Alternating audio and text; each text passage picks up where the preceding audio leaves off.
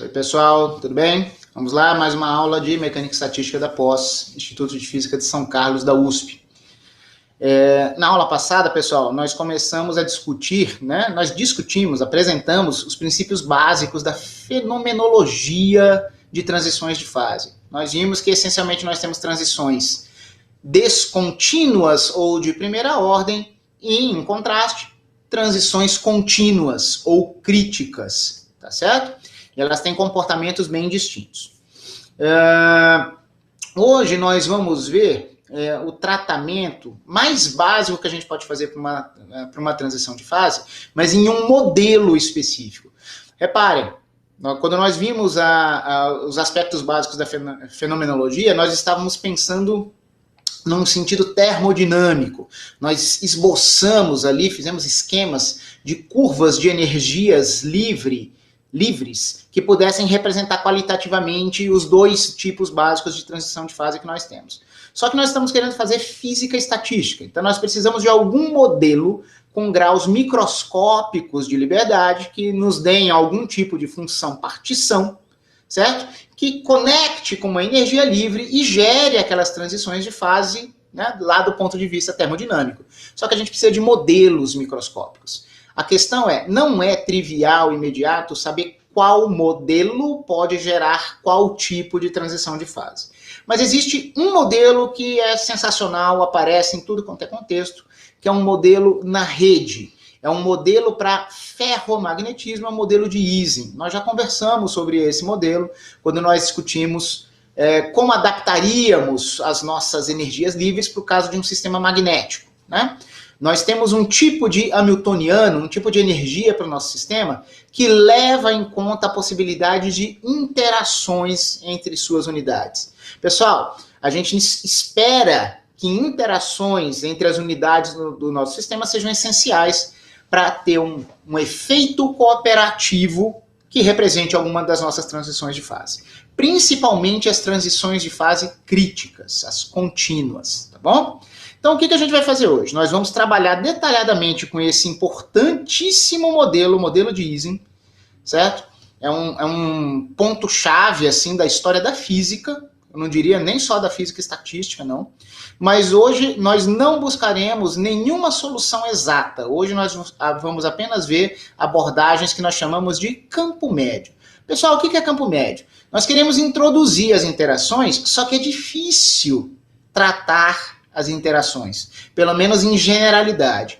Nós vamos ver que o que nós vamos chamar de modelo de Ising, na verdade, adquire várias manifestações em diferentes redes. Eu posso ter uma rede unidimensional, eu posso ter uma rede bidimensional, e assim por diante, tá? E às vezes vai ser possível a gente chegar numa solução exata em uma dimensão e não em outra. Essa abordagem aqui de campo médio ela é geral, ela vai nos dar resultados quantitativamente imprecisos em qualquer rede, em qualquer dimensão. Tem hora que essa teoria também dá resultados qualitativamente incorretos, tá? Mas vamos lá. Eu percebi que eu bobeei numa coisa. Eu vou usar outro par de notas de aula além desse aqui, tá? Então, em algum momento, não estranhem quando eu abrir um outro arquivo também, antes de eu voltar para esse. Vamos lá. Então, aqui eu faço esses comentários, que nós gostaríamos de ter modelos que contemplassem para a gente efeitos cooperativos, coletivos, tá bom? O que vai ser isso? Ó, nós vamos ter um hamiltoniano, uma função energia, vai fazer o papel da energia interna termodinâmica do nosso sistema.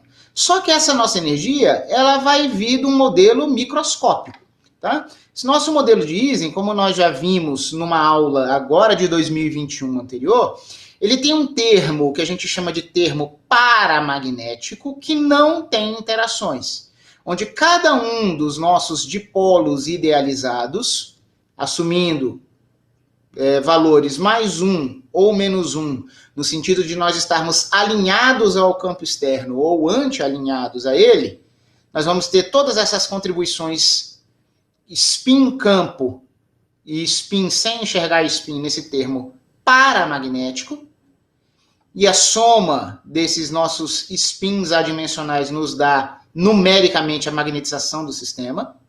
Pessoal, todas as unidades, magnéton de Bohr, momento de dipolo, tudo foi feito de uma forma que a nossa magnetização aqui seja adimensional. Está tudo jogado num campo magnético, entre aspas, com as unidades todas escondidas nesse parâmetro H, tá bom?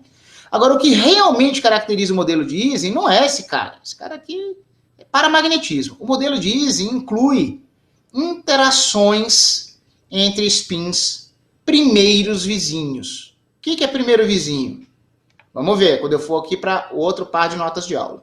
Só notem que essas constantes J e H, nós vamos tratar o H como tendo um sinal arbitrário, mas nós vamos tratar o J como tendo um sinal positivo, porque com esse negativo, nós minimizamos a energia do nosso sistema quando os spins estão alinhados. Tudo bem? Então é um modelo de ferromagnetismo. Vamos rapidamente relembrar um pouco a fenomenologia aqui. Ó, eu preciso ir para a aula 12 de 2020. Esse arquivo que eu devia ter aberto antes eu esqueci. Então só vou demorar um pouco mais do que eu imaginava aqui nas minhas transições, tá bom? Só um segundinho. A gente chega rapidamente lá, porque está aqui no final da nossa página. Ok. Deixa eu pegar esse arquivo e abri-lo de uma forma que nos dá uma boa visualização aqui. Vamos ver. Pronto, ó. Esse aqui é um conjunto de notas de aula antigo, tá? Da aula 12 do ano passado. Vamos lá. Por que eu quero passar por ele rapidamente? Porque a gente já conversou, mas para fim de registro aqui, né? Tem alguns aspectos complementares que eu não quis escrever novamente. Tá? A gente chama de toy model, né? Um modelo de brinquedo. É um modelo simples que a gente espera que possa descrever ferromagnetismo para a gente. Tá bom? É um modelo de rede, já sabemos disso. Tá? E ele pode descrever para a gente uma competição entre ordem e desordem. Pessoal, transições de fase, principalmente as críticas ou contínuas, nós vamos dizer que nós temos uma separação entre dois regimes, duas fases, que são a fase ordenada e a fase desordenada. Elas são reflexo, essas fases, essa briga, é um reflexo da briga entre energia e entropia, para ver quem manda, quem controla a energia livre. A energia livre envolve esses caras, né? Então, por que eu quis vir para essas notas de aula antigas? Porque aqui eu já tenho desenhos bonitinhos, ó. Imagina uma rede unidimensional, seus spins estariam separados aqui, uma cadeia unidimensional de spins. Nosso hamiltoniano de Ising, quando a gente diz que tem termo de interação entre primeiros vizinhos, quer dizer que a gente tem uma contribuição energética, por exemplo, desse spin circulado em azul, com esses caras em verde, mas não com esses outros caras.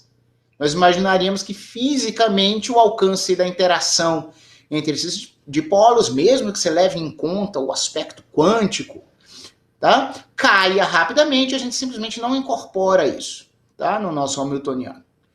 Numa rede bidimensional, notem como há uma diferença, né? Você tem mais vizinhos numa rede euclidiana bidimensional. Na cadeia anterior, nós já tínhamos 2 vizinhos. A gente vai dizer que o número de coordenação é 2 nessa rede, porque cada unidade tem 2 vizinhos. Note, ainda é euclidiano, mas por estarmos em 2D, agora o número de coordenação é 4. Você tem 4 spins para interagirem com um certo spin em que eu esteja prestando atenção. Tá certo? Cada um desses caras interage com seus vizinhos e interage com um campo magnético externo. Essas minhas variáveis de spin são variáveis clássicas, que podem assumir os valores -1 ou +1. E muitas vezes eu vou chamar por um vetor S, ó, esse conjunto de todos os meus spins. Tá bom? N, para mim, é o meu número de spins, que é uma constante, tá, pessoal? Então tá aqui a cara do nosso hamiltoniano de Ising de novo. Eu já tinha dito que tem um termo ferromagnético, que envolve essas interações, um termo paramagnético, tá bom? Aqui eu menciono a competição entre energia e entropia. Para temperaturas próximas de zero, o sistema busca o estado fundamental, mas quando você tem temperaturas que a gente chama de finitas, né? Só por elas serem não nulas, o contato com o banho térmico induz flutuações no sistema. Você nem sempre vai para o estado fundamental. Você tem um estado de equilíbrio, que é o mínimo da sua energia livre. A sua energia livre vai ter uma estrutura parecida com o que a gente está acostumado para sistemas de fluidos, né, de gases. É uma energia menos TS. A transformação de Legendre aqui, embora as variáveis da forma como eu tenha colocado aqui não estejam respeitando exatamente o que a gente põe em Legendre, certo? Eu quis dizer aqui que a gente vai ter energia livre dependendo do nosso conjunto de spins. A entropia do nosso sistema vai depender do nosso conjunto de spins. Pessoal, esse S dos spins não tem nada a ver com o S da entropia. Eu preferi manter esses dois símbolos porque acho que o contexto não dá margem à ambiguidade, tá bom? Eu podia usar um outro símbolo aqui para os spins, mas, né, sigmas, sei lá, mas eu achei que não compensava, tá bom? Então, só um lembrete aqui, enquanto num gás a gente tem, né, S, V e N, a gente tem que lembrar que para sistemas magnéticos a gente tem algo diferente. Em princípio, a energia do nosso sistema é uma função de variáveis extensivas, entropia e magnetização. Agora eu não tenho volume nem número de partículas, porque a minha rede é fixa, tá? Então, a gente trabalha com um sistema como esse, imaginando que o nosso sistema estará em contato com um campo magnético externo, é um banho de magnetismo, certo? Então, a gente vai trocar a variável extensiva magnetização pela intensiva campo magnético efetivo. Eu chamo de efetivo porque eu jogo um monte de constante nele, tá bom? Só que eu também troco a entropia extensiva pela temperatura intensiva. Então, notem, é um tipo de ensemble grão canônico ou de ensemble de Gibbs, em que nós temos duas variáveis intensivas, tá bom? Então, a transformação de Legendre essencialmente é U menos HM menos TS. Notem que o termo paramagnético, que envolvia o campo externo, a gente não considera ele como uma parte da energia. É mais conveniente imaginar que a energia envolve só o termo ferromagnético de Ising, e a gente pode considerar que a interação com o campo externo, que é o termo paramagnético, já era a transformação de Legendre envolvendo o primeiro par de variáveis, para trocar M por H. Tá bom? Então, nessa construção aqui, isso não vai ser muito importante depois, mas quem a gente vai interpretar como U é somente o termo de Ising, o termo ferromagnético. Tá bom? Então, para todos os fins práticos, a nossa energia livre será a função das grandezas intensivas, temperatura e campo magnético. Tá bom? Mais uma vez, é como se esse fosse o U, menos um HM, menos um TS, tá certo? E isso é relevante para a gente, porque a gente tem que ver qual o diferencial que a gente vai usar. A gente vai querer ter uma energia livre aqui que eu vou chamar de F, embora não seja o canônico de um sistema fluido, vai ser uma função de T e H, e nós vemos que nós podemos tirar a entropia e a magnetização por derivadas parciais dessa nossa energia livre magnética. Tá bom? Aqui eu acho que eu não preciso fazer maiores comentários. Não. Aqui é onde eu encerro a participação dessas notas de aula antigas.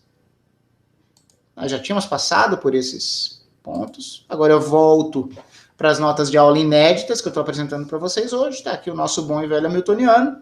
Lá eu justifiquei bem melhor, mesmo que rapidamente, por que a gente acredita nesse Hamiltoniano e como a gente trabalha com os diferenciais, né? O fato é, nossa função partição agora, pessoal, então, é uma função de T e H, e nós deveríamos somar em todos os microestados algo, um termo de Boltzmann, um fator de Boltzmann muito parecido com o do grão canônico. No grão canônico, nós temos menos beta energia mais beta mi-n. No grão canônico, aparece o potencial químico e o número de partículas, que é variável. Agora, para mim, é a minha magnetização, que é variável quando o meu sistema está sujeito a um campo magnético externo. Tá bom? Somar em microestados significa somar nos estados de todos os N spins do problema, onde n é uma constante. Essa é a minha função partição. E o grande detalhe é, eu não sei calcular essa função partição em geral para o meu hamiltoniano de Ising. Notem o seguinte, esse H, tá vendo ele aqui, ó? Certo? Ele deveria...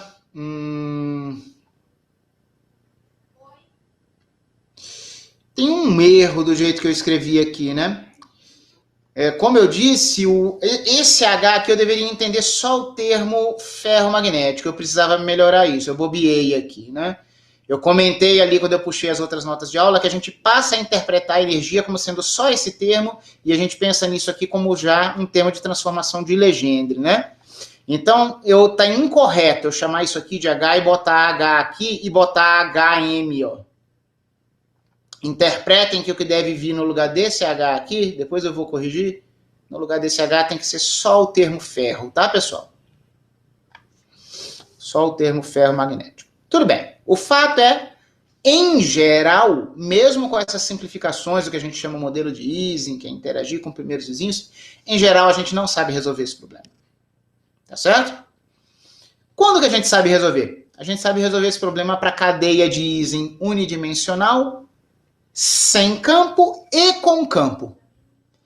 O modelo de Ising bidimensional euclidiano, Larson-Sager conseguiu resolver sem campo. Até hoje, to the best of my knowledge, até onde eu sei, Ising 2D com campo ou 3D, que seria o mais próximo da física real, de sistemas reais, mesmo sem campo, não temos uma solução exata. Temos apenas simulações computacionais e tratamentos analíticos aproximados. Tá certo? Eu já ouvi uma certa especulação que a resolução desse problema, um Ising bidimensional com campo externo, ou um tridimensional sem campo, poderia ter alguma relação com a solução do problema famoso de complexidade computacional, se as classes P e NP são iguais ou não. Certo? Que é um dos grandes problemas do milênio da matemática. Certo? Posso estar enganado, mas eu já ouvi, para vocês terem uma ideia do porquê que isso pode ser tão difícil, resolver esse problema, tá bom? Ok. Mas podemos ter algum insight com outros tratamentos, tá certo? Vamos lá.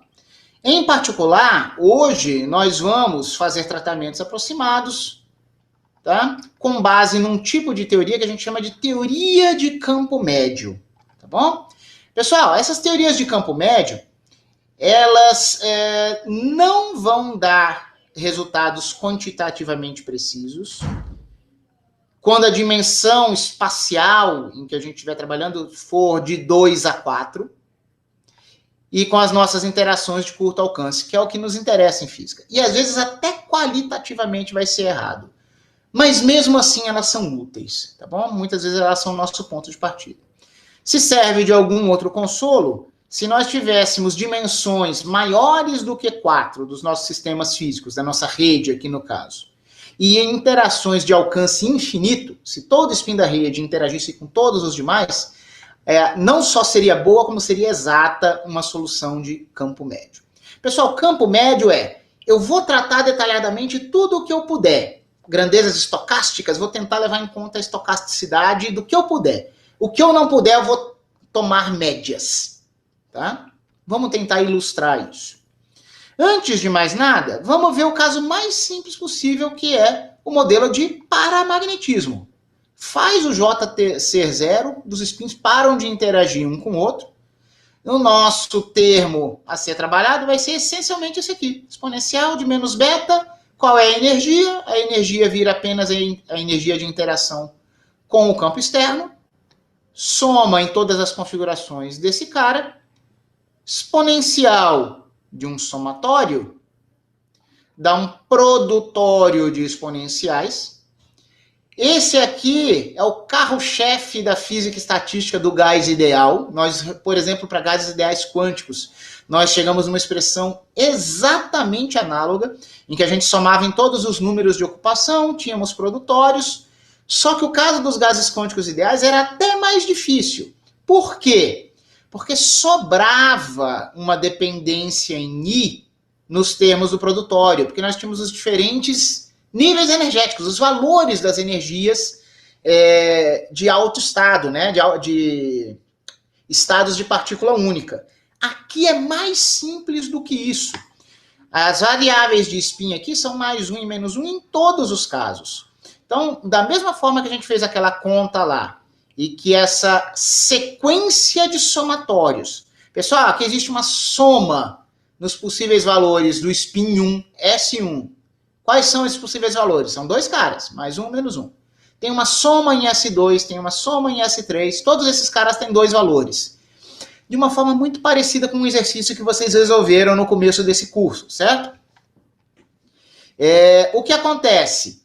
A gente vai ter aqui esse produtório com quase todos os termos podendo ir saindo sucessivamente dos somatórios. Isso vai virar um produtório de somatórios. Cada um desses somatórios não depende de I.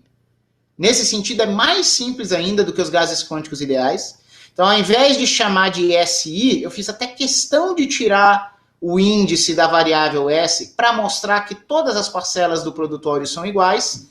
Isso aqui é uma soma em dois valores. Exponencial quando S vale mais 1, exponencial quando S vale menos 1. Soma de exponenciais de sinais alternados. Isso está relacionado com o cosseno hiperbólico. Vai dar 2 vezes o cosseno hiperbólico desse fator. Multiplicou esse mesmo fator por si mesmo várias vezes, vai dar esse termo aqui. Para quem fica confuso, repito, cada um dos termos aqui dentro envolve só 2 sinais para S. Nós vamos ter somas de exponenciais positivas e negativas. E nós podemos lembrar, deixa eu colocar, acho que eu tenho esse lembrete aqui embaixo, ó. O cosseno hiperbólico de um argumento é a média da soma das exponenciais desse argumento e do seu oposto. Exatamente o que aparece ali, né, pessoal? Então, essa soma de exponenciais com argumentos opostos é 2 vezes um cosseno hiperbólico. Então, foi por isso que aqui surgiu dentro 2 vezes o cosseno hiperbólico de ΔH, vezes ele mesmo, n vezes. Pessoal, essa forma exponencial é a assinatura de independência. Por isso que esse modelo de paramagnetismo é um modelo tipo gás ideal para a gente. É como se isso aqui fosse a função partição de um corpo e ela elevada a n nos dá a função partição total. Nós já vimos, acabamos de revisar agora há pouco, né, que a nossa energia livre depende dessas variáveis intensivas, mas ela sempre será menos KBT log da função partição pertinente. Então, olha só, vamos calcular a magnetização.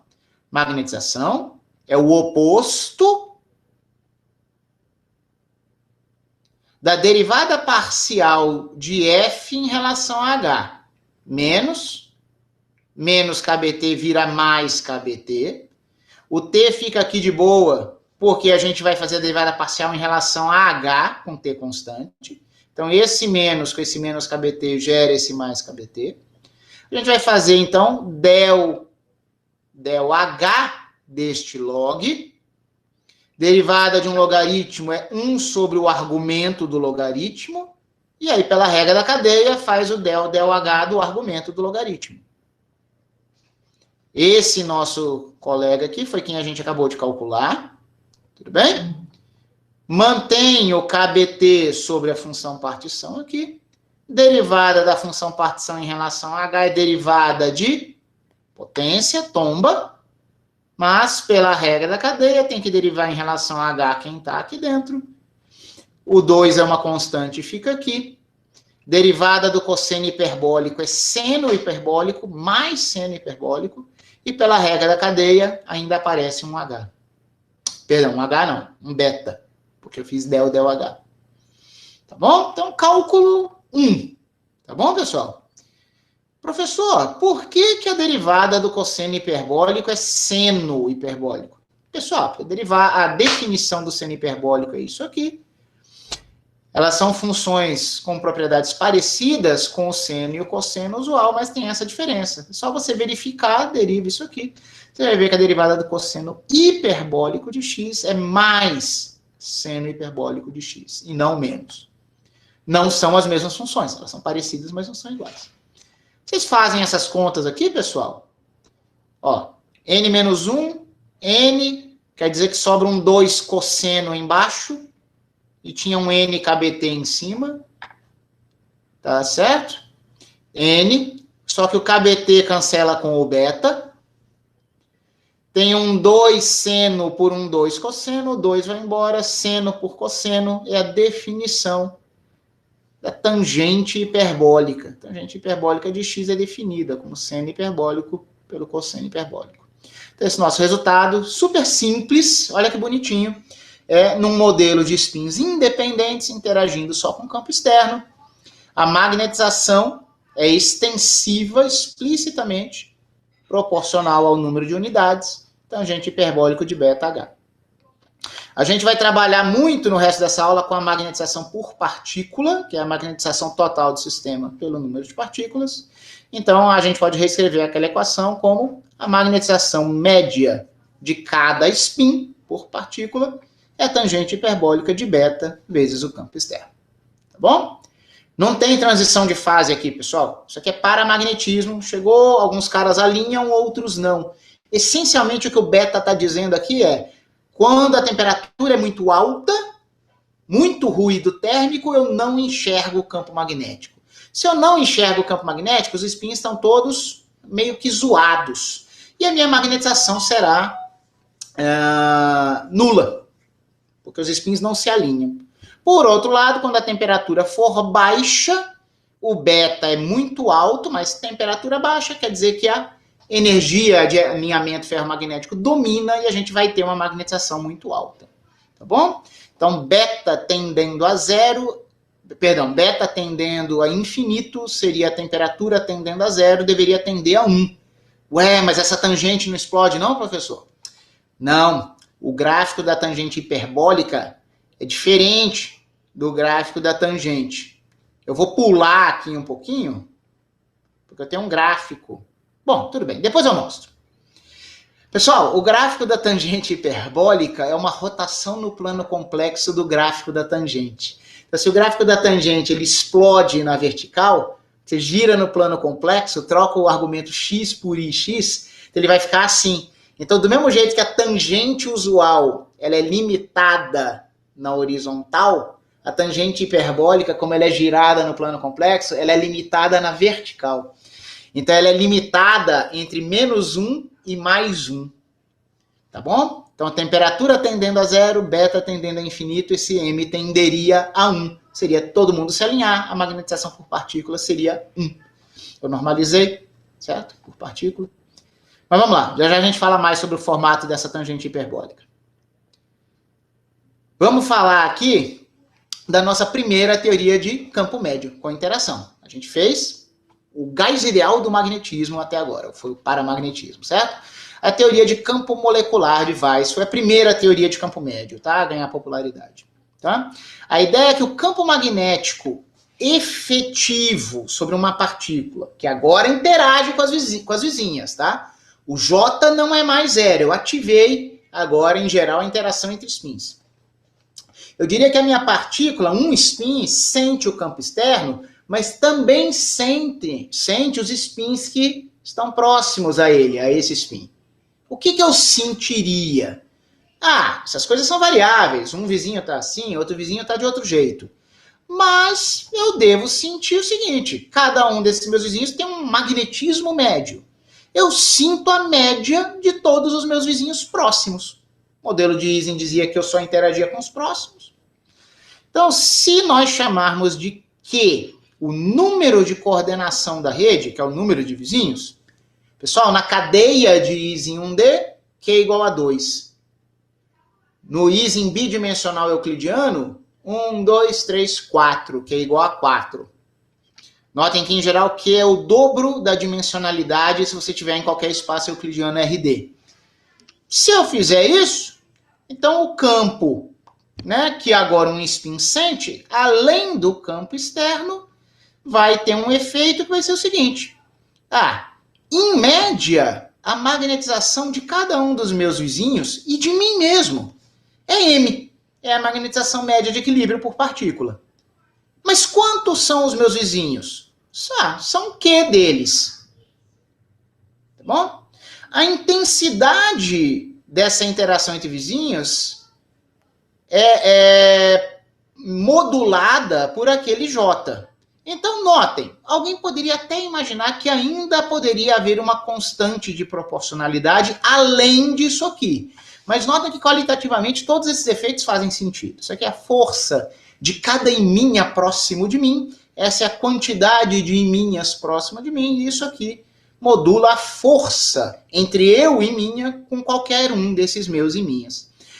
Revela-se, pessoal, com uma análise mais cuidadosa, isso aqui é um procedimento heurístico, tá? Que você não precisa pôr nenhuma constante de proporcionalidade diferente de 1 aqui. Isso aqui é bom. Eu vou sugerir, pelo menos, porque em uma abordagem, e numa outra abordagem eu vou mostrar que é exatamente isso, tá? Mas nesse nível heurístico, o que a gente faz? Paramagneticamente, a magnetização por partícula seria tangente hiperbólico de beta campo. Só que agora, tangente hiperbólico de beta campo é campo efetivo que depende do próprio M. Nós adotamos ou observamos uma construção como essa e nós temos uma esperança de autoconsistência, de que realmente isso aqui faça algum sentido. Mas a gente faz uma grandeza passar a depender dela mesma, tá bom? Vamos aceitar essa heurística de Weiss, de Pierre Weiss, por enquanto. E vamos explorar o que acontece. Pessoal, vamos, por simplicidade, ver qual é a cara dessa função tangente hiperbólica e depois a gente vai especializar para h igual a 0, tá bom? Porque isso aqui não vai ser, nesse momento, nessa situação, não vai ser essencial para a física que a gente quer ver, que vai ser a física de uma transição contínua. Vejamos. Eu coloquei uma observação aqui, cálculo 1, trivial, tá? Mas vocês podem calcular que a tangente hiperbólica de alfa, x, é dada por essa expressão. E não é difícil ver que essa expressão é menor ou igual a alfa, tá, pessoal? Esse termo aqui embaixo vale no mínimo 4 para qualquer x. Vocês podem investigar isso aqui. Isso aqui é uma função cujo valor mínimo é 4. É como se você jogasse o x igual a 0 aqui, ó. O mínimo que você vai ter aqui é quando o x for 0. 1 mais 1, 2, 2 ao quadrado, 4. Então é fácil ver que isso aqui é menor ou igual a alfa. O que isso quer dizer? Tangente de alfa, x menor ou igual a alfa. Então, tangente hiperbólica de x é menor ou igual a 1. Por que eu estou fazendo essa observação de cálculo 1 aqui? Porque nós vamos resolver essa equação transcendental com uma boa e velha estratégia gráfica, né? Que a gente já usou em várias outras situações da nossa vida. Isso é uma função de m.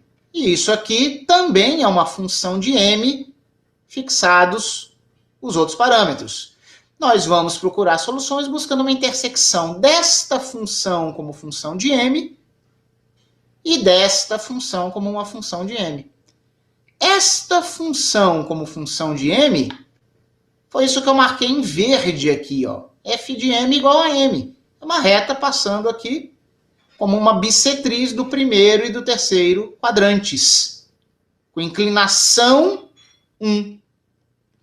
Agora, tangentes hiperbólicas, pessoal, eu tinha mencionado, elas são rotações no plano complexo das tangentes usuais. Então, aquele menos infinito e mais infinito que você vê numa tangente usual, quando é uma tangente hiperbólica, ela vai ficar com essa cara aqui, ó. Se vocês não acreditam nessa história de rotação no plano complexo, só faz a conta, ache as propriedades da sua função tangente hiperbólica, você vai ver que ela é limitada de menos 1 a mais 1 e tem essa cara que a gente chama em ciência de sigmoidal, forma de S. Isso aqui é usado para curvas, né, para construir curvas de estímulo-resposta em dispositivos eletrônicos, tá certo? Em neurociência, curvas de estímulo-resposta em geral, saturação. O fato é que a nossa magnetização por partícula é algo que deve ser uma resposta a um estímulo dado pelo campo, tá? Então faz todo sentido a gente ver essa sigmoidal aqui. Agora, essa minha análise aqui da derivada serve para mostrar o seguinte. É fácil desenhar essa função, que é uma reta de inclinação 45 graus aqui, perfeita, e é fácil desenhar a tangente hiperbólica aqui quando h é igual a zero. Senão ia ter só um deslocamento, tá? Notem que quando h for igual a zero, vocês vão ter algo do tipo do que eu fiz aqui, ó. Tangente hiperbólica de algo vezes a variável independente. Essa história aqui quer dizer que a inclinação da tangente hiperbólica de x pode ser menor ou igual a alfa. Então vamos lá. Olha o que acontece. Se eu quiser comparar tudo aqui com a inclinação 1, que é a inclinação dessa reta em verde, dependendo do pré-fator que multiplica o meu m na tangente hiperbólica, eu posso ter uma curva que chega e intercepta a reta em verde com derivada menor do que 1, essa é a minha curva vermelha, e se isso acontecer, seria possível provar que nunca mais essas duas curvas, vermelha e verde, nunca mais elas se tocarão. Porque o momento em que poderia haver algum problema seria aqui, só que a derivada desta tangente hiperbólica vai funcionar desse jeito. Quando que isso ocorre? Quando o alfa for menor do que 1. Se esse número que faz o papel desse alfa for menor do que 1, a inclinação na origem será menor do que 1. Então, eu vou ter aqui um ângulo com a curva verde, uma inclinação menor e nunca mais vou tocar. Por outro lado, se esse beta QJ for maior do que 1, a minha derivada pode saturar num número maior do que 1. Essa curva em azul. Então eu tenho uma tangente hiperbólica, uma sigmoidal, mas que pode cortar, interceptar a reta verde na origem com uma inclinação maior do que a da reta verde. Se essa inclinação é maior, mas depois eu sei que eu vou saturar, eu sei que eu vou ter não apenas mais um ponto de intersecção, mas também um outro, com uma antissimetria aqui. Pessoal, isso aqui é para h igual a zero. Notem que a gente passa a ter 3 raízes para esta equação de campo médio com h igual a zero. Sempre, né? Eu estou analisando sempre o caso h igual a zero agora. Então, dependendo da relação entre beta, q e j, ou eu tenho uma raiz, ou eu tenho 3 raízes. Isso sugere que há uma temperatura crítica. Todo beta é 1 sobre kBt, dá para a gente isolar a temperatura aqui. E esse meu beta crítico, QJ igual a 1, muda completamente o meu regime. Se a gente interpreta isso, então, como uma definição de uma temperatura crítica, mas isso aqui é o inverso da temperatura crítica, só jogar uma continha na outra, é fácil aqui. Nossa temperatura crítica por essa expressão seria QJ por KB. É um resultado para uma temperatura crítica por campo médio. A gente ainda não consegue, nesse momento, dizer qual é o tipo de transição de fase, mas há uma sugestão de que ocorre uma transição de fase nessa temperatura. Pessoal, esse resultado só levou em conta o número de coordenação. Ele não falou nada sobre dimensionalidade. Notem que em 2 dimensões eu posso ter uma rede euclidiana, mas eu posso ter uma rede hexagonal, uma rede triangular.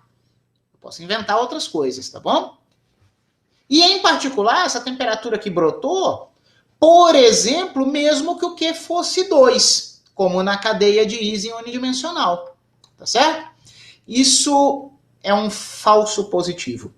A abordagem de campo médio sugere que quando Q é igual a 2 para a cadeia de Ising 1D, poderia haver uma transição de fase. Mas não, a aproximação que foi feita, que a gente imaginava que seria completamente autoconsistente, que deu origem àquela equação de campo médio, ela não é válida em 1D. A gente vai ver essa solução 1D na semana que vem. Tá certo? Então eu coloco aqui, ó, a concordância, essa estimativa de temperatura crítica é razoável para D maior do que 2. Tá certo? Mas o modelo de Ising não admite transição de fase crítica em D igual a 1. Aí o caso igual a 2. Eu acho que eu perdi um igual aqui. Esse número, temperatura crítica que vem daqui, não é terrível quando D é igual a 2, tá, pessoal? No modelo de Ising euclidiano bidimensional, notem que o campo médio estaria sugerindo 4J por KB. O resultado correto é cerca de 2,28 J sobre KB. Tá bom? Então, um fator aí de 2,28 para chegar num 4. Não é terrível para uma aproximação tão crua assim. Isso melhora para D igual a 3 e hipotéticos modelos em D igual a 4 e maiores dimensões, tá bom? Ok. Então, modelo, como eu disse, em altas dimensionalidades, o campo médio se torna até exato, tá? Mas aqui notem que, enquanto na dimensão D igual a 2, exatamente igual a 2, essa discrepância seria apenas quantitativa, o 4 que apareceria aqui contra o 2,28 que eu acabei de mencionar, em D igual a 1, é uma catástrofe. Não há transição de fase. Eu vou mostrar isso para vocês no futuro. E aqui diz que haveria, tá? É uma discordância qualitativa séria. Eu vou fazer aqui alguns comentários que tem a semente do porquê que a gente vai precisar de métodos de renormalização para realmente estudar transições contínuas, transições críticas, tá? Eu vou ler aqui para eu tentar melhorar a compreensão de vocês, tá bom? Acho que se eu tentar falar por alto vai ser pior. Então, por que surgiu esse grave erro qualitativo, né? Eu faço um comentário aqui que vai parecer um pouco obscuro, embora eu vá elaborar logo daqui a pouco, tá? Se a prescrição de Weiss, aquela receita de Weiss de trocar o campo por um campo efetivo, se a gente fosse rastrear a origem dela, o que eu quero dizer com rastrear? O Weiss colocou aquilo já numa equação de magnetização. A gente já teria achado uma energia livre, já teria derivado e já teria colocado uma equação de magnetização. Está lá no fim. Primeiros princípios é ver como isso muda a função-partição, ou mesmo o hamiltoniano, antes da gente fazer os fatores de Boltzmann e somar, tá bom? Então é isso que eu estou querendo dizer aqui, rastrear retroativamente o que originou a prescrição de Weiss até o hamiltoniano, lá no começo, tá bom? Nós detectaríamos lá, tem uma abordagem que dá para mostrar isso, um negligenciamento de flutuações. Você vai dizer, mas lá o Weiss, ele tirou flutuações, ele já disse que a magnetização era o valor médio. Mas é mais sério do que isso. Aquilo ali, você realmente não está vendo flutuações, mas já lá na frente, é possível mostrar, eu vou argumentar com vocês aqui por quê, que tem um negligenciamento mais sério de flutuações, tá? Vamos ver o que vai ser isso. E jogar fora flutuações, pessoal, vai fazer você não enxergar transições críticas. Transições críticas, elas são caracterizadas, vocês devem lembrar lá da aula passada, por aquele momento em que você sai de uma condição de 2 mínimos de energia e passa a ter um só. Nesse processo em que você sai de um mínimo, mas eles caminham, eles coalescem, os pontos de mínimo correm um para o outro para virar um mínimo, você tem um achatamento da sua energia livre no ponto crítico que faz as coisas explodirem. Tá certo? Você passa a ter ali, ao invés de um mínimo bem localizado, divergências que são as que caracterizam o ponto crítico. Então, a partir do momento que Weiss descarta isso, você não capturaria mesmo a natureza da transição bem, tá bom? Ok. Por isso, pessoal, que grupos de renormalização, nós já tivemos uma introdução a eles no começo do curso, num sentido probabilístico. Lembra que apareciam leis de potência? E vocês se lembram que leis de potência eram invariantes por escala? Certo? Isso quer dizer que você não se compromete em achar que as suas flutuações acabam aqui. A gente consegue pegar flutuações com um tratamento de grupo de renormalização em qualquer escala de comprimento. Porque efetivamente na temperatura crítica o seu sistema todo fica correlacionado. Tá? Mas a gente pode conversar sobre isso melhor em outros momentos. Eu quero explicar melhor aqui o que foi a flutuação que o Weiss não colocou. Pessoal, eu vou usar uma linguagem aqui que os livros de física normalmente não usam, tá? Variável aleatória. Mas eu vou usar porque nós falamos bastante sobre isso no começo do curso. Pessoal, os spins de Ising são variáveis aleatórias. Cada spin de Ising é uma variável aleatória que pode se realizar como mais um ou como menos um. Com que probabilidades? Depende. Depende da temperatura que você está. Depende de quantos vizinhos você tem e com qual organização espacial. Depende da intensidade dessas interações. Ok? Em temperatura muito alta, o efeito dos seus vizinhos não é relevante.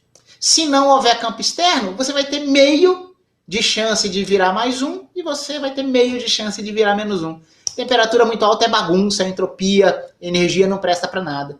Só que para temperaturas mais baixas, você sente a tua rede, você sente os teus vizinhos. Então você passa a ter uma distribuição de probabilidade não uniforme de assumir mais um e menos um, cada spin, certo? Mas são variáveis aleatórias.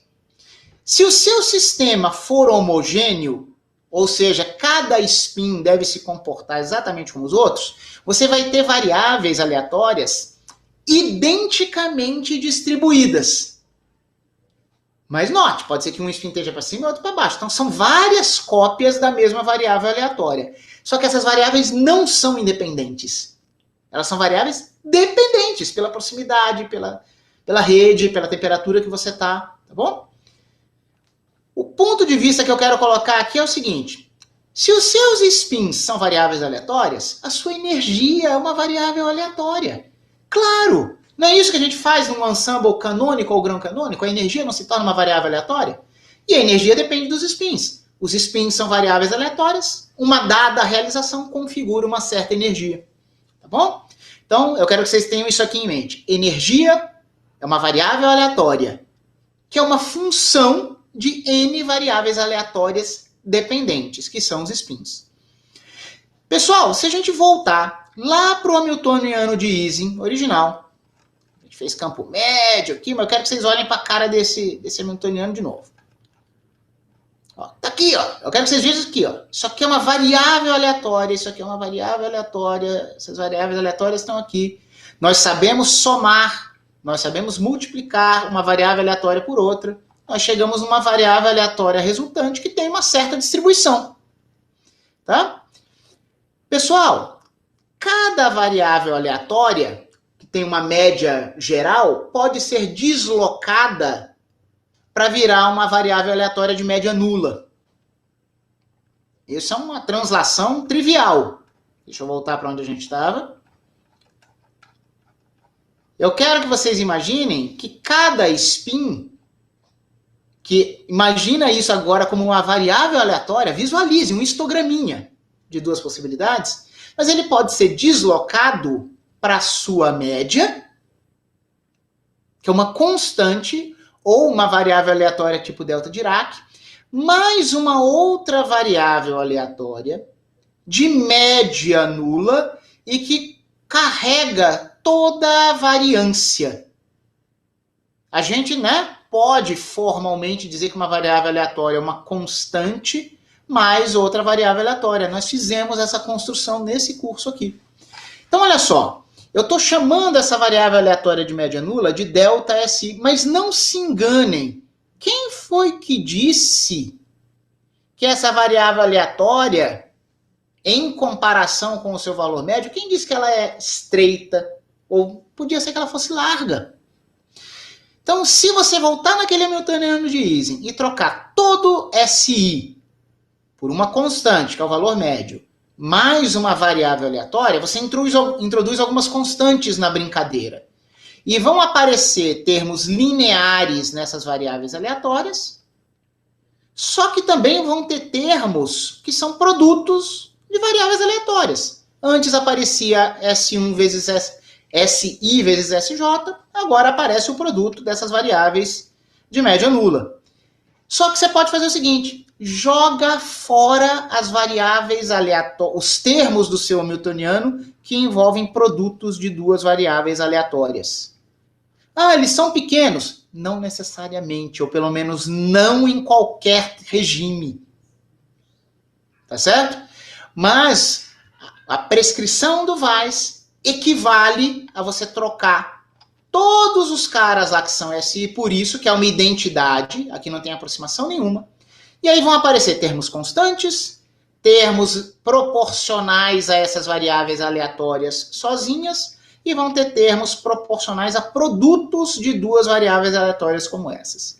Se você, com a mão, jogar fora tudo isso aqui, torcendo para isso não ser importante, você vai ter um hamiltoniano efetivo, que é uma variável aleatória diferente, porque você jogou alguns termos da construção da função de variáveis aleatórias fora. Cruza os dedos, torça para que funcione. Dá o resultado de Weiss, a equação de campo médio de Weiss. Só que isso não necessariamente é pequeno, tá bom? Então, se alguém duvida disso aqui que eu estou falando, faz esse procedimento. Troca cada SI por essa expressão, faz as contas, joga os produtos fora, você vai ver que vai surgir um zero de energia constante, que é irrelevante, porque você pode ajustar do jeito que você quiser, e você vai ver que o seu campo vai ter se tornado um campo mais um outro termo, que é exatamente o campo efetivo, o campo molecular de Weiss. Tá bom? Uma brincadeira aí para quem quiser fazer isso, verificar isso. Então foi isso que eu quis dizer, que foi um negligenciamento de flutuações até mais sério do que parecia. Na prática, o Weiss acha que ele só pegou a média da magnetização. Mas lá no nível de variável aleatória, ele jogou variáveis aleatórias envolvidas na soma, ele jogou fora. Tá? Muito bem. Verifiquem, por favor, é interessante. E ninguém fala nesses termos de variável aleatória, tá? Nos textos que vocês encontram por aí. Ufa! Pessoal, eu gostaria de discutir a estabilidade daquelas raízes. Quando eu tenho 3 raízes, o que elas significam? Uma é melhor do que a outra? Pause. Vamos fazer outras coisas antes disso. Tá? Eu quero analisar o que acontece lá perto da raiz que sempre existe, que é o m igual a 0. M igual a 0 sempre é uma solução daquela nossa equação, certo? É onde aquela reta sempre intercepta a tangente hiperbólica quando o campo externo é nulo. Pessoal, sabe por que a gente vai querer fazer uma aproximação, aqui uma expansão de Taylor na vizinhança de m igual a 0? Primeiro, a gente já quer algo contínuo, uma transição contínua, que nasça ali. E segundo, permitam-me voltar aqui um pouquinho, aquelas duas outras raízes, pessoal, aqui elas estão. Eu as desenhei muito separadas aqui. Mas se você imagina que você vai variando a temperatura em torno do ponto crítico, quando surgem essas outras duas raízes, elas nascem muito próximas dessa aqui. Aqui é porque a gente já se afastou muito da condição de criticalidade. E esses caras vão andando, tá? Imagina que você vai deformando essa sigmoidal e sempre vendo as possíveis intersecções. Então, tem hora, né, para temperaturas altas, só uma intersecção, só uma intersecção, só uma. Chegou na temperatura crítica, opa, é só uma. Mas, imediatamente, abaixo daquilo, surgem duas outras que começam a se distanciar ao longo da reta em verde, tá? Então, na vizinhança, a gente vai estar imaginando também que esses caras vão estar todos muito próximos aqui. Eu quero ter uma expressão analítica para esses caras quando eles estão muito pertinho da solução trivial em m igual a 0. Essa é a ideia. Vamos voltar lá para aquela conta. Ó, vocês podem fazer uma expansão de Taylor trivial, ou, né, ou direta por Taylor, ou mexam com exponenciais, o que vocês quiserem. Vale essa expansão até a terceira ordem aqui da tangente hiperbólica. Notem que eu quero ir até a terceira ordem, porque se eu parasse na primeira, eu só pegaria a solução trivial. Eu preciso de algo mais. Tá bom? Tá. Então, m igual a tangente hiperbólica. Eu não vou dizer que é aproximadamente, eu vou colocar uma seta sugerindo que é uma análise assintótica. Então, m eu vou escrever igual, tá bom? Ao argumento da tangente hiperbólica, porque a tangente hiperbólica de x é x, menos 1/3 do cubo do argumento. Notem que m igual a 0 é uma solução trivial que está sempre aqui. E será única com aquela nossa mesma condição. Ela vale localmente. Ela vai ser a única raiz para temperaturas altas. Porém, se a minha temperatura for baixa, no sentido de passar abaixo da temperatura crítica, as duas outras soluções surgem e elas vão ser as duas raízes simétricas desta equação aqui. Pessoal, imagina que agora você pode cortar m em todos os termos, porque o m igual a zero eu já sei que é uma solução, mas eu não quero ele. Estamos num regime em que esse número é positivo, então isso aqui faz sentido. A gente pode tomar raiz, mas eu não quero tomar raiz ainda, eu quero preparar as coisas. Vocês devem se lembrar que beta crítico QJ é igual a 1. Então eu posso escrever QJ como beta sobre beta crítico, porque a minha conta fica mais fácil assim. Eu faço isso aqui em cima e aqui embaixo. Tá bom? Beta sobre beta crítico, mas é uma temperatura inversa, né? Então eu deveria ter temperatura crítica sobre T. Só que se eu jogar para o numerador, eu vou ter T sobre temperatura crítica de novo. Então esse termo aqui é exatamente esse. T sobre TC ao cubo. São duas inversões, né? Uma de levar o denominador para o numerador e outra de trocar beta por T. Tá aqui, pré-fator 3, esse cubo tá aqui, ele fica aqui. Esse cara aqui, ele, ó, inverte, ele é TC sobre T menos 1. Só que eu vou querer pegar um desses T sobre TC, só para deixar isso aqui numa forma um pouquinho mais elegante. Então aqui fica quadrado. Eu peguei esse cara, entrou, eu vou ter 1 menos T sobre TC. Por quê, pessoal? Porque esse tipo de construção é importante para a gente. Notem que na temperatura crítica, eu vou ter 1, 3 vezes 1 é 3, e essas coisas não me importam, porque isso não explode. Mesmo que o T aqui seja variável, o fato é que quando o T está próximo de TC, isso aqui tende a uma constante. Agora, isso aqui tende a algo meio esquisito, tende a zero.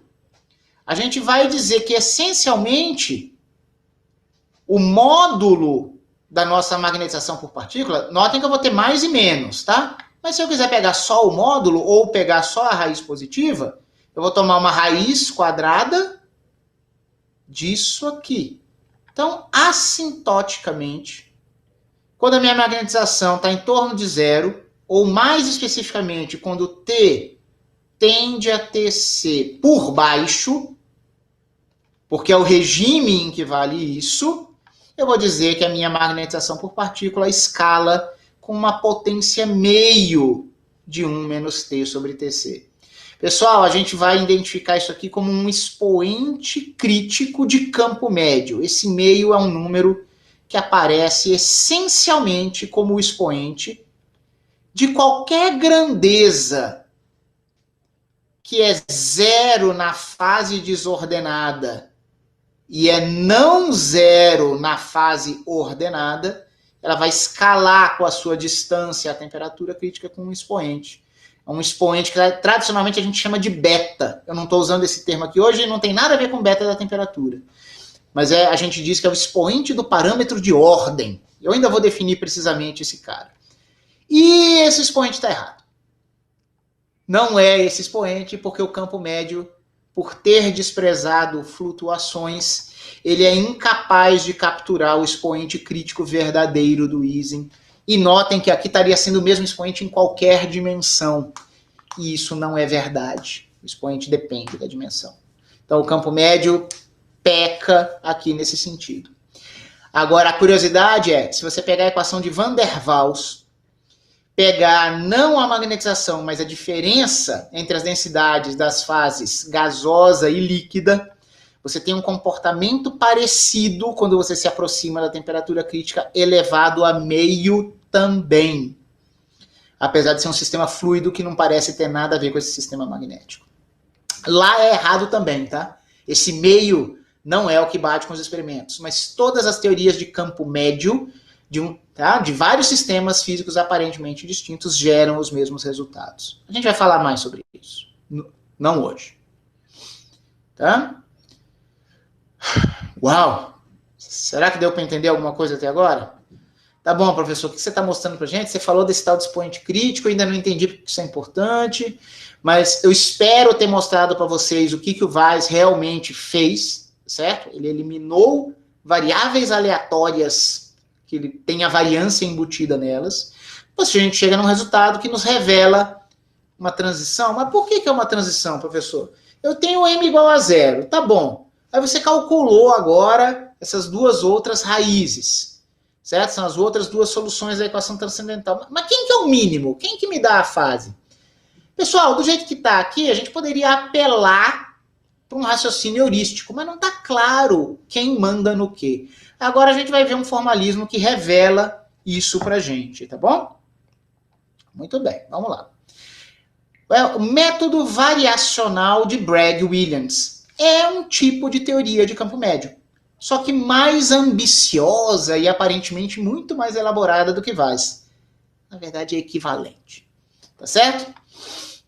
Eu não vou mostrar essa equivalência completa hoje, vocês vão achar que esse resultado aqui é muito mais rico, mas teria uma conta que eu poderia fazer com Weiss, certo? Para chegar no mesmo resultado. Mas tudo bem, a gente vai fazer esse método de Bragg-Williams aqui, nós vamos recuperar o campo médio de Weiss e mais algumas coisas que vão nos permitir discutir a estabilidade daquelas raízes, tá bom? A gente vai construir uma energia livre. Qual que é a ideia? Nós queremos escrever diretamente uma energia livre. Eu não quero pegar só a equação de magnetização, tá certo? Quero escrever diretamente uma energia livre, em que eu vou depender da minha configuração de spins, vou ter um termo de energia e quero fazer menos T vezes uma entropia. Ó, eu fui inconsistente, né? Eu disse que eu tinha que melhorar aquela notação lá no começo. A minha magnetização agora está embutida aqui, tá? Aqui tem os termos ferromagnético e paramagnético. Tá? O que a gente vai fazer? A gente vai entender, a gente vai tratar essa entropia da nossa configuração de spins de forma exata. Só porque a gente pode. E essa expressão a gente vai aproximar de alguma forma. Vejamos como. Tá? Isso vai ilustrar um pouco melhor, é uma outra visão ainda sobre o que é campo médio. Eu estou dando várias visões sobre campo médio para vocês aqui hoje, tá, pessoal? São todas equivalentes, mas não é clara essa equivalência. E eu vou tentar exibir isso para vocês. Então, a ideia é construir uma energia livre aproximada, não é exata, em que a gente vai tratar isso aqui exatamente e isso aqui a gente vai tratar aproximadamente com alguma outra formulação de campo médio. Vejamos.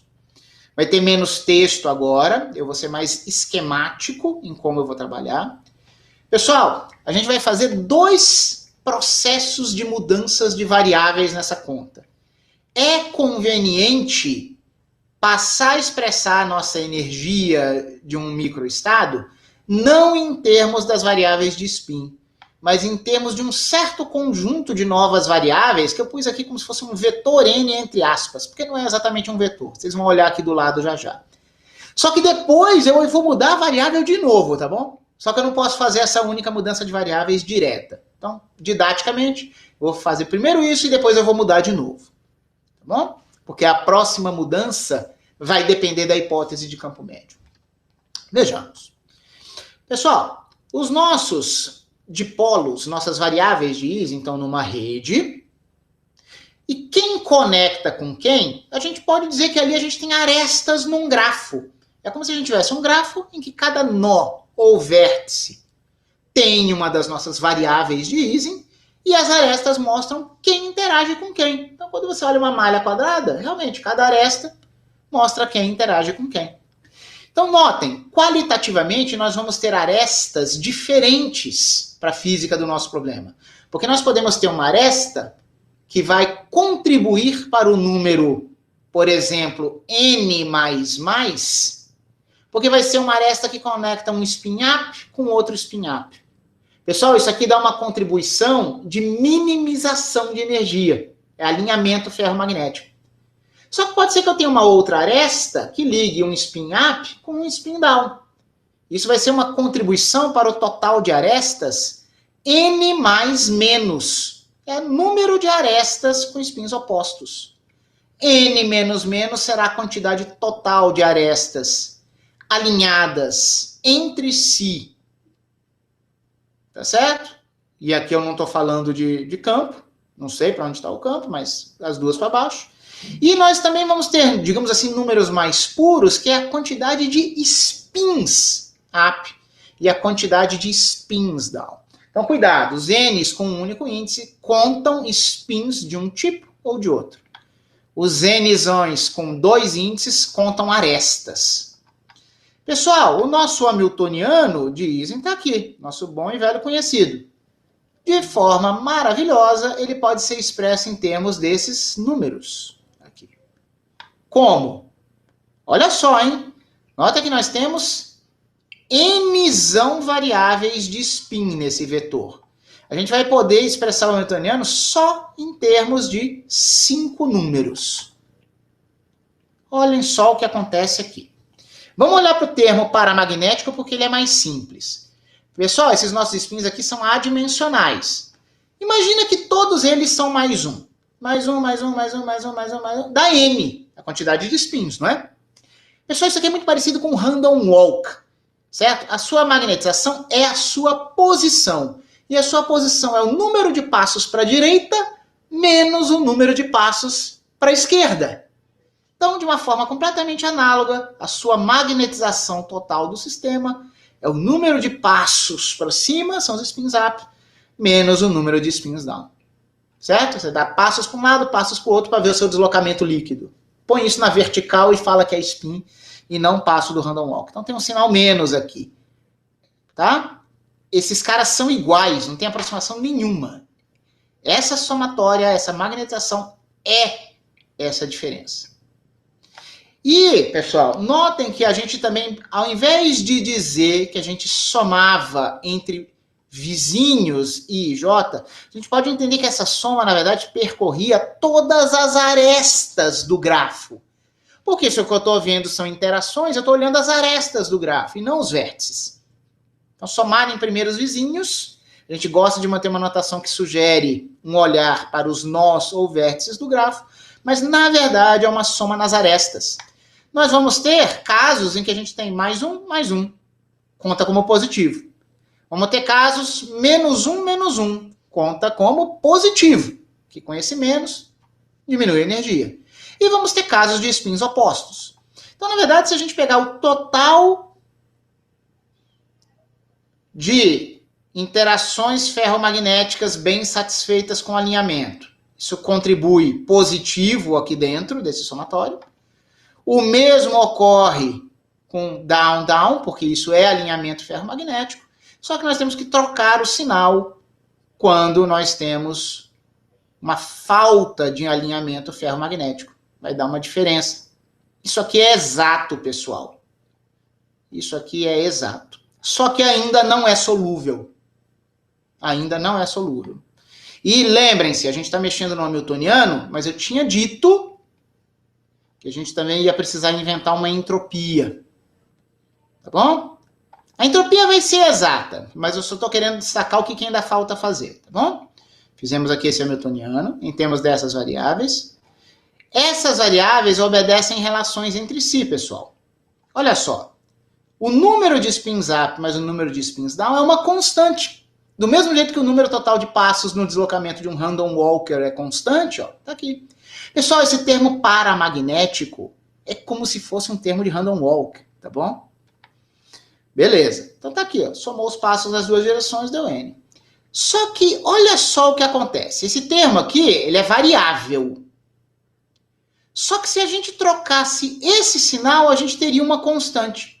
Do mesmo jeito que essa diferença aqui é variável, mas que quando é mais dá uma constante, ocorre a mesma coisa aqui. Por quê? Vocês percebem que essa soma é simplesmente a quantidade total de arestas no nosso grafo, não é? Porque tem arestas desse tipo, outras arestas são desse tipo, e finalmente outras arestas são desse tipo. E todos os tipos de arestas estão aqui. Esse é o total de arestas. Então agora imagina o seguinte, você tem um spin.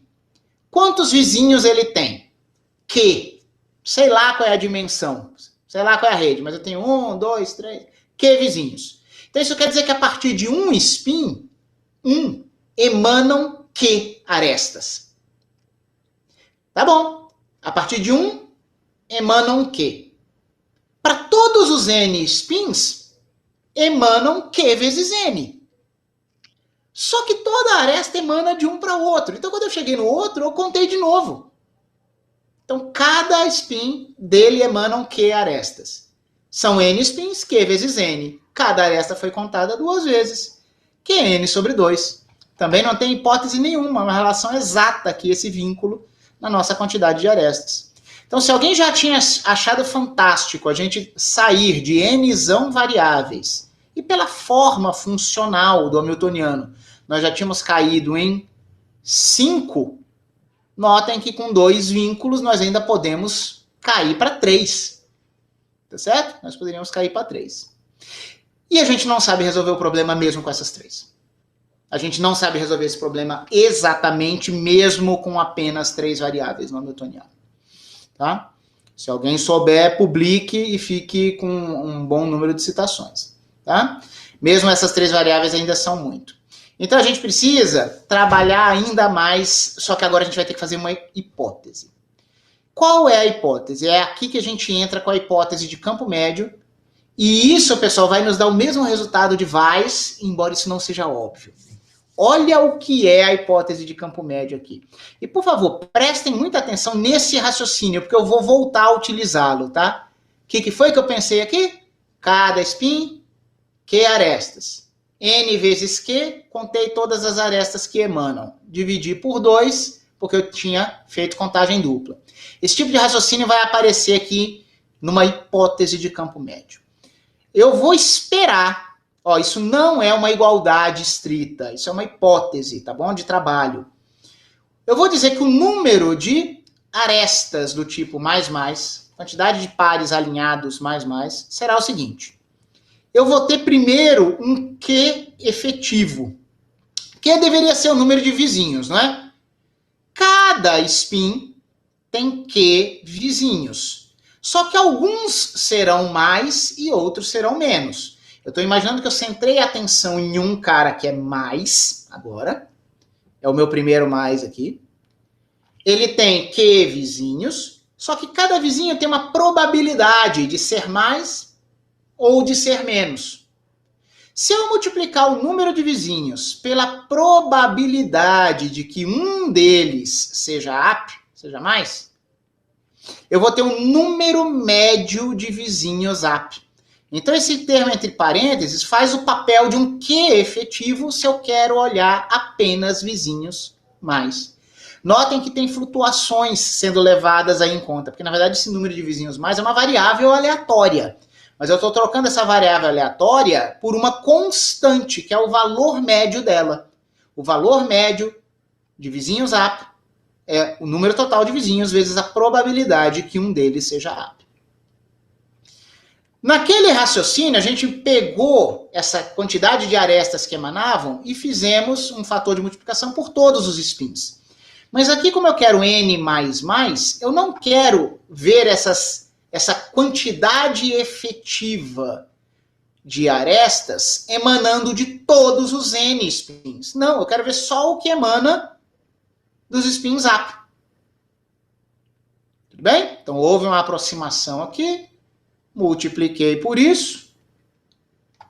Dividi por 2 porque eu fiz dupla contagem. Porque um mais pegou um vizinho mais, só que vice-versa. O mesmo fator de correção de dupla contagem. Mas isso aqui tem estrutura de um Q efetivo vezes um N efetivo ou pertinente para a questão, dividido por 2. É aquele mesmo raciocínio. Se a gente fizer isso aqui, ó, aqui eu concluí o resultado. Eu tinha deixado aberto aqui só para eu explicar, né? Aqui eu fiz a conta.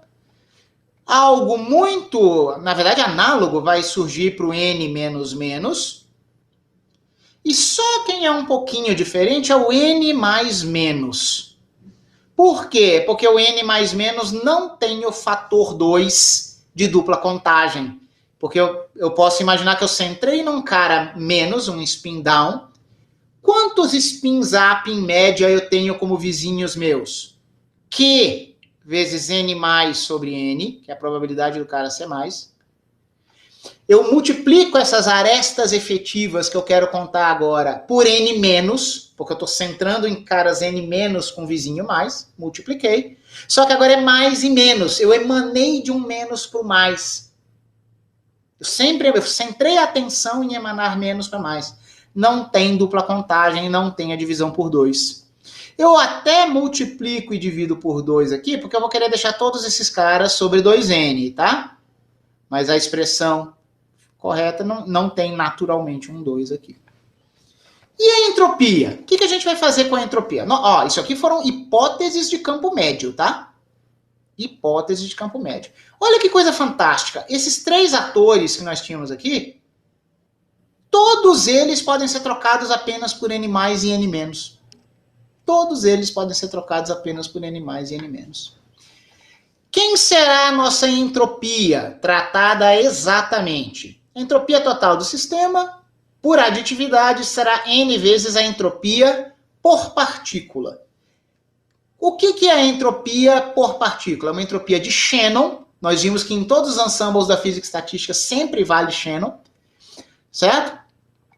Cada entropia por partícula, ó, deixa esse n parado aqui, cada entropia por partícula vai ser menos Kb, soma de probabilidade, log de probabilidade. Como a gente está vendo por partícula, a probabilidade de uma partícula, de um spin ser up, log dessa probabilidade, mais probabilidade de um particular spin ser down, vezes o log dessa probabilidade. Essa soma de IPI, de PI, log de PI, perdão, vezes menos Kb, é a entropia por partícula. N para dar a entropia total do sistema, porque a gente está fazendo energia livre do sistema como um todo. Tá bom? Ufa! Nossa, que confusão, né?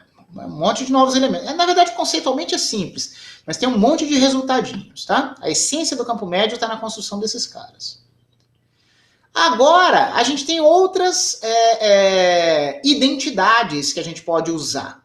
Notem que já parece que tem uma redução do número de variáveis efetivas no problema de novo, com essa hipótese de campo médio, certo? E é verdade, tem mesmo. O que a gente vai fazer? Ora, n mais n menos, nós sabíamos que era o número de spins no sistema. Nós já tínhamos dito que n mais menos n menos era a magnetização total. Só que a magnetização total é o número total de partículas no sistema vezes a magnetização por partícula. Sisteminha trivial, 2 por 2. N mais sobre N menos pode ser expresso como uma função da magnetização. Pessoal, é só resolver o sistema aqui, ó. Isso mais isso dividido por 2. Essencialmente te dá o N mais, passa o N dividindo. E a probabilidade de você ter um spin down também vem da magnetização. Nossa, então ficou muito melhor do que parecia. Parecia que a gente tinha 5 variáveis antes. Com 2 vínculos reduziria para 3. Só que com as hipóteses de campo médio, cai tudo no N mais e no N menos, que são expressos em termos de M.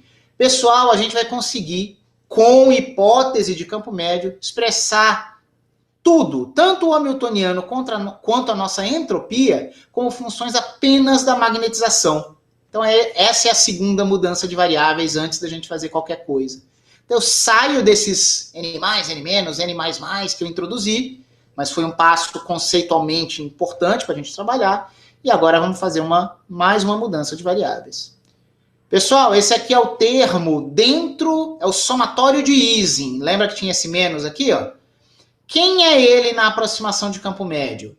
O n mais é Q sobre 2n, n mais quadrado. Estava aqui, ó. O n menos menos vai ter uma expressão parecida. Vocês se lembram que eu tinha multiplicado e dividido por 2 aqui, porque eu ia querer usar uma expressão mais simétrica para esse n mais menos? Chegou a hora. Quando eu multipliquei em cima e embaixo, apareceu um 2 aqui em cima. Então, quando eu faço essa construção, é um Q sobre 2n em evidência e um binômio de Newton. Pessoal, que maravilha! O termo de Ising, de interação sob campo médio, virou o quadrado de n mais menos n menos, que é quadrado de n, quadrado de mzinho. Quadrado de n, por esse n, me dá um n no numerador, e o mzinho quadrado está aqui. Porque isso é um quadrado. É o binômio ao quadrado, né? Esse binômio de segunda ordem dessa grandeza aqui. Ufa! Vamos tentar juntar todas as peças? Vai fazer tudo depender de M, a magnetização por partícula. o meu hamiltoniano, ele vai ser, tá vendo esse Qn sobre 2 e m quadrado aqui, ó? Eles vão estar aqui, ó, Qn sobre 2m quadrado. Quem veio se juntar a eles foi menos J. Porque lá no hamiltoniano dizem menos J, esse cara, que foi o que a gente acabou de abrir. Menos J vezes isso. Tá aqui. Uau, que maravilha! E o termo paramagnético é menos campo externo, magnetização. Magnetização total é número de partículas, magnetização por partícula. Certo? Então, o termo de energia puro e a transformação de Legendre envolvendo magnetização e campo magnético já está sob campo médio, dependendo apenas da magnetização por partícula. A entropia, pessoal, vocês tinham visto comigo que, usando Shannon, ela envolvia as razões n mais sobre n e n menos sobre n. Só que esses caras a gente acabou de expressar em termos da magnetização também. Isso aqui é exato, tá, pessoal? Isso aqui não tem aproximação. Então, essa entropia está sendo tratada de forma exata. Aqui, ó. Esse é o termo ferromagnético com o termo paramagnético. Esse aqui é o termo entrópico, menos NKB. E eu troquei o N mais sobre N e o N menos sobre N por essas expressões. Juntando tudo, nós vamos ter uma energia livre em função da magnetização por partícula. E é conveniente a gente definir uma energia livre por partícula. Ótimo que isso é possível, porque realmente está tudo extensivo, né? Ó, proporcional a N e a entropia também proporcional a N. Então, por partícula, a gente faz essa conta, divide por Nzão os dois lados, maravilha, chegamos num Fzinho. Eu quero saber, pessoal, quem é o mínimo dessa função energia livre de campo médio que a gente inventou. Eu procuro um mínimo. Condição necessária, derivo em relação à magnetização igual a zero. Aqui eu coloco as contas. Vamos lá. Zero, que é esse zero, vai ser igual a del m. Eu vou subir um pouquinho aqui, ó. Del m desse termo dá isso. Lembrem-se que o Nzão eu já absorvi no que eu chamo de Fzinho, tá, pessoal? Por isso que ele não aparece aqui. Estou fazendo del mzinho desse termo dividido por N, já sem o Nzão. Por isso que também não aparece aqui, ele já foi absorvido, del mzinho fica só menos H. Menos T menos KBT dá mais N KBT, só que o Nzão já foi absorvido, então fica só mais KBT, absorvido para eu ter uma energia livre por partícula. E agora só falta a gente fazer derivada parcial em relação a mzinho, desse termo entrópico aqui, tá bom? Pessoal, derivada de produto somado com outra derivada de produto, derivada do produto de cima em relação a m dá isso aqui, verifiquem, derivada do primeiro vezes o segundo, mais o primeiro vezes derivada do segundo, vai dar isso aqui. É isso que ocorre aqui embaixo. Notem que aparece um menos da regra da cadeia, por causa desse menos n. Então, aqui é mais, só que na derivada vai ter um menos. Tá bom? Olha o que apareceu. Meio menos meio sumiu. Diferença de logs, log do quociente. E tinha um meio multiplicativo log do quociente. Eu igualei a zero, não é isso? Então passa esses dois termos negativos para o outro lado. Tinha 1 sobre KBT, passa ele para o outro lado, 1 sobre KBT vira beta. Pessoal, essa equação de crítica, né? De ponto crítico, de igualar a primeira derivada a zero, nos leva a beta, campo mais alguma coisa, igual a meio do log de 1 mais m e 1 menos m. E aqui os neurônios de vocês devem estar disparando. Eu já vi isso antes! Eu já vi isso antes! Sim, pessoal. Isso aqui era o argumento dentro da tangente hiperbólica na equação de campo médio de Weiss. Certo? E deu igual a isso aqui. Pessoal, não é difícil provar que meio log de 1 mais algo sobre 1 menos algo é o inverso da tangente hiperbólica de algo. A tangente hiperbólica envolve exponenciais, não é? Se você jogar a tangente hiperbólica nesse argumento, isso aqui vai aparecer em todas as 4 exponenciais de uma tangente hiperbólica. Uma tangente hiperbólica exponencial positiva menos exponencial negativa, dividido pela soma das exponenciais, positiva e negativa. Cada exponencial é aplicada num log, exponencial de log, você faz as contas, fica tudo simples. Então, se alguém duvida, aplique tangente hiperbólico nesta função, com esse meio aqui. Se você aplicar tangente hiperbólico nessa função, o resultado é m. Que é uma função de m, né? O resultado é m. Então, isso mostra que isso é o inverso da tangente hiperbólica. É conta. Exponenciais de logaritmos, faz a conta.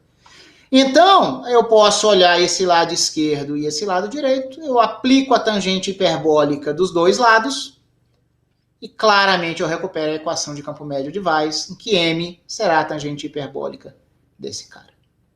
Tá? Isso é uma relação bem conhecida em física estatística. Tá? Esse meio desse log, desse quociente, é o inverso da tangente hiperbólica. Isso aparece em modelos de magnetismo, quando se estuda o modelo de Ising. Tá bom? Então, obtivemos a mesma equação de campo médio. Claro que as raízes são iguais. Aquela expansão em torno de m igual a zero gera o mesmo expoente crítico, ou mesmos, é que a gente só construiu um. Tá? Mas, então, em termos de identificar raízes, tudo igual. O que a gente ganhou? O que a gente ganhou é que agora a gente pode expandir a energia livre em torno da origem, em torno de m igual a zero. Eu quero ver qual é a cara para ver se eu tenho máximos ou mínimos de energia. Então, maravilha, nós sabemos que estamos interessados nas raízes desse cara, mas a gente quer olhar só o que acontece ali na vizinhança do m igual a zero, porque pelo menos para um dos lados já emergem as duas outras raízes. Então agora a gente não olha mais para a derivada, a gente vai voltar para a energia livre e vamos expandi-la em Taylor em torno de m igual a zero. Então não vão aparecer esses termos aqui, vão voltar a aparecer os termos da energia original, que era isso menos t vezes isso. Tá bom? Então, ó, esse termo está mantido, ele já está como uma série de potências em torno do m igual a zero. Esse aqui também, a expansão de verdade vai se ocupar, pessoal, desses logs aqui, desses termos, tá bom? Mas ó, esses termos aqui vão voltar a aparecer para a gente, sem os n's, claro, né? O nzão, porque eu vou estar expandindo a fzinho, que já absorveu esse cara. Então vamos lá, vamos expandir. F de m, olha lá aqueles caras que eu tinha dito, ó, são eles sem o nzão. Menos HMzinho, né? Se fosse a F, não a Fzinho, teria um Nzão. Tinha um NKBT, tudo bem, está absorvido. Já está expandido em torno de m igual a zero, já está expandido em torno de m igual a zero. Uau, aqui vem algo que pode nos dar mais trabalho, expansões de logaritmos.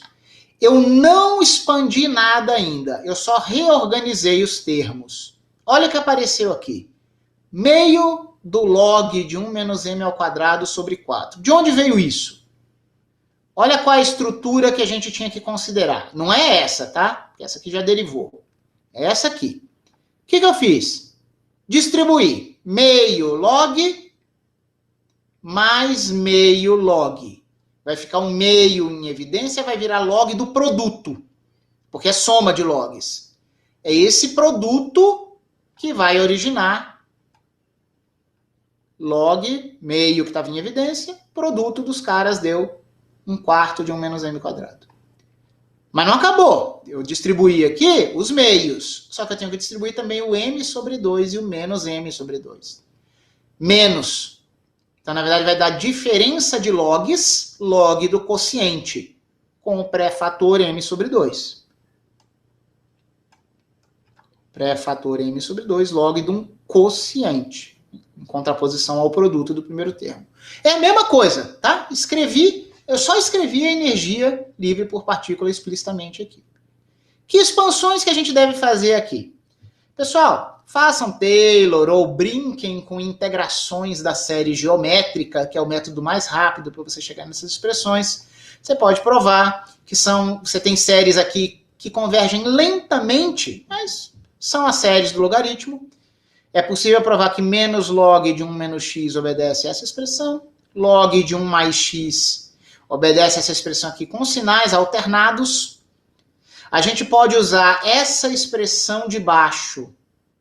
A gente pode usar a expressão de cima, vai? A gente pode usar essa expressão de cima para essa. Pessoal, lembrem-se que aqui tem um menos log de 4, né? Eu fiz um produto, mas agora eu posso fazer um quociente de novo. Isso aqui é log do numerador menos log do denominador, que vai dar uma constante.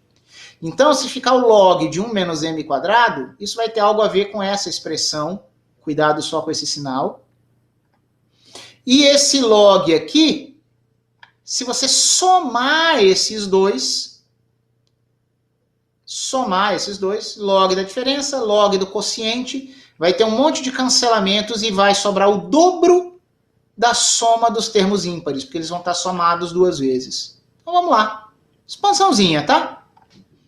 Olha que coisa fantástica. Tem um menos log de 4, que dividido por 2 dá menos log de 2 vezes o KBT, vai me dar menos KBT log de 2 como um termo constante, que não depende de m.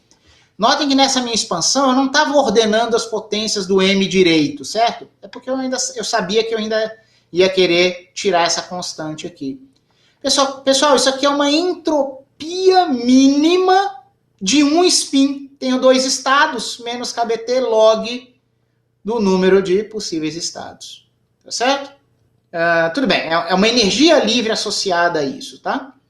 Esse número 2 está aqui porque cada spin é binário. Menos HM, termo linear, só repetir. Menos QJ sobre 2m ao quadrado é um termo quadrático. Tá aqui. Será que ele é o único? Eu vi que a nossa hora está avançada, tá, pessoal? A gente já vai finalizar. Então, por enquanto, eu só repeti esses dois e puxei para fora o único termo constante. Tudo que vai sobrar lá dentro depende de m. Vai ter meio desse log de 1 menos m quadrado.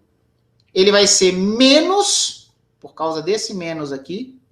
E eu vou pegar essa expressão com o x valendo m quadrado. Então vem m quadrado aqui, mais m a quarta sobre 2. E esse termo não me interessa, eu não quero ir até essa ordem. Então eu estou usando essa expansão para o log de 1 menos m quadrado. E aí a gente vai ter mais m sobre 2 e o log desse quociente. Está aqui mais m sobre 2. O log daquele quociente, como eu disse, é a soma dessas duas expressões, que é o dobro da soma dos termos ímpares com o argumento m. Tá exatamente no lugar desse x, né? Ó. Então, m mais m ao cubo sobre 3, está aqui. E eu não preciso de mais termos. Vocês vão ver por quê. Ufa! Limpou. Vamos lá. Pessoal, em ordem quadrática, esquece esse KBT em evidência aqui. Isso aqui é menos meio de m quadrado. A gente soma com mais m quadrado.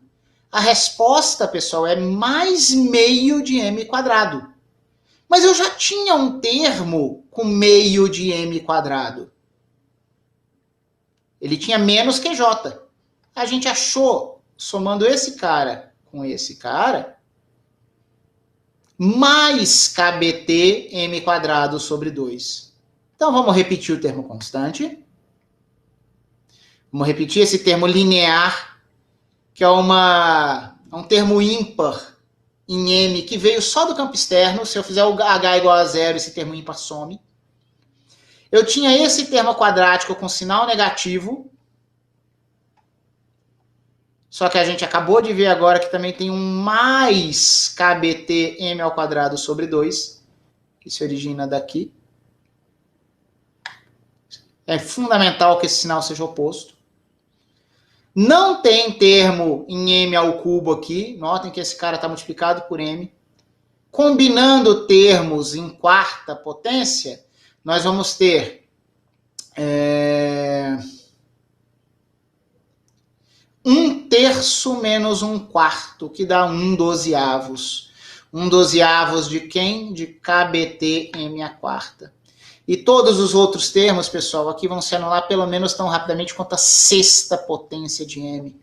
Notem que só vamos ter termos pares. Porque apesar de nós termos usado essa expressão, entrou m ao quadrado aqui, em um dos termos. No outro termo, a gente combinava esses caras, e quando a gente soma esses caras, só ficam ímpares, só que multiplicados por um termo ímpar vai dar um termo par. Então é tudo par aqui.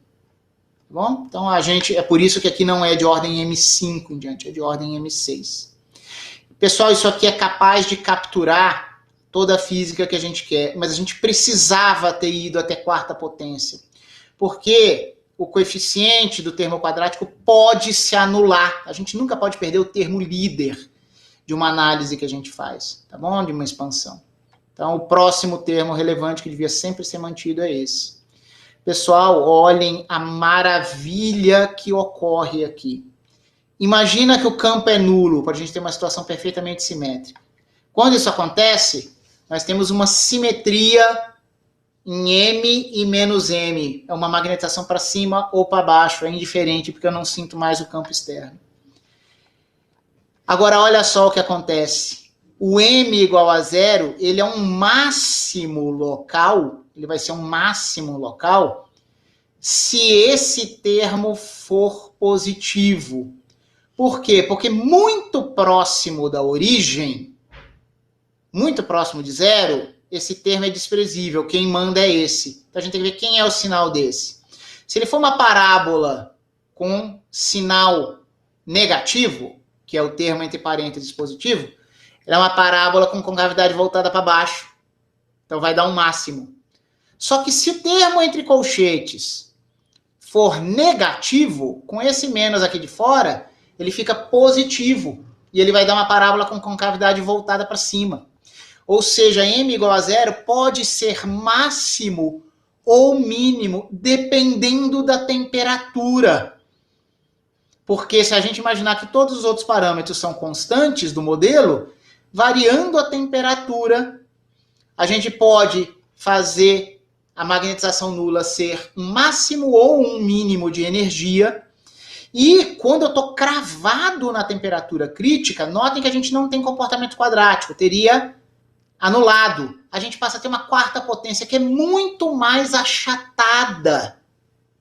Embora a tangência seja só na origem, é uma curva convexa, mas digamos assim, mais próxima de uma reta do que pelo menos era uma parábola, certo? Então isso é exatamente o que a gente tinha visto qualitativamente na fenomenologia de transições de fase contínuas, em que nós poderíamos ter um estado, uma fase desordenada de alta temperatura, em que a magnetização seria nula. Pessoal, eu devia ter posto isso aqui em eixos com a magnetização nula aqui perfeitamente, tá? Depois eu pus aqui do lado, mas dá para entender. Aqui seria o M igual a 0. Sua temperatura vai abaixando, chega na temperatura crítica, você tem um comportamento estranho, achatado aqui, porque você não tem mais termo quadrático. Você teria um comportamento quártico na vizinhança de M. E ainda na vizinhança de M, mas a gente faz o desenho mais largo para visualizar, esse cara se torna instável e é possível provar. Eu não analisei aqui os outros caras, né, as outras duas soluções, mas localmente a gente percebe que eles vão virar pontos de mínimo da nossa energia livre. Claro, se vocês acreditam nessa imagem do M igual a 0, passando de um mínimo para um máximo, Não tem jeito, uma energia que vem assim, surge o máximo, você vai ter que ter dois mínimos locais simétricos aqui, correspondendo a essas duas magnetizações, tá bom? Então, notem como o campo médio, apesar de ter me dito que tinha uma transição de fase em uma dimensão e não tinha, mas consegue capturar algo que vai acontecer de dimensão 2 em diante, que é mostrar qualitativamente uma transição de fase contínua. Tá bom? Era isso que eu tinha para falar para vocês hoje. A gente pode debater mais com as perguntas pelo avançado da hora. Peço apenas que vocês aguardem o fim da gravação.